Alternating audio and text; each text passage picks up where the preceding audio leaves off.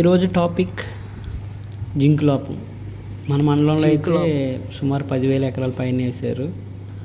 So zinc లోపం వరి నాటిన తర్వాత 2 నుండి 4 వారాల మధ్యలో లక్షణాలు కనిపిస్తాయి.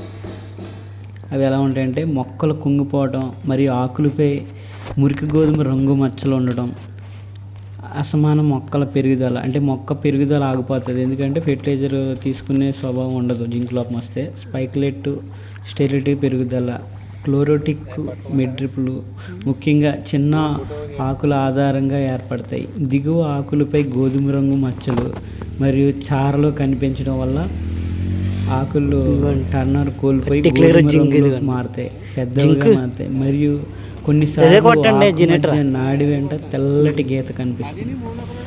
ఆకు బ్లేడ్ పరిమాణం తగ్గుతుంది. క్లియర్గానే ఉందండి. చివరి నుండి క్రింద 3వ ఆకు మీద పసుపు రంగులో మచ్చల గల లక్షణాలు కనబడతాయి. ఆకు పెలుసుబడుతుంది. తీవ్రమైన జింక్ లోపంతో పైరు తగ్గుతుంది మరియు పూర్తిగా ఆగిపోతుంది, మరియు పంట పక్వానికి వచ్చే సమయం పెరుగుతుంది. జింక్ లోపం అనేది మన భారతదేశం నేలలోనే సహజం అది. సో రైతులందరూ జింక్ ఖచ్చితంగా స్ప్రే చేసుకోండి. లేదంటే మీ ఎరువులు ఏది కూడా అది తీసుకోలేదు వేరు వ్యవస్థ.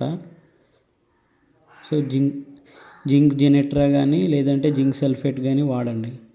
థ్యాంక్ యూ, ధన్యవాదాలు. ఇది అందరికీ తెలియడం కోసం మీరు లైక్ చేసి సబ్స్క్రైబ్ చేయండి, రైతులకు చేరవేయండి.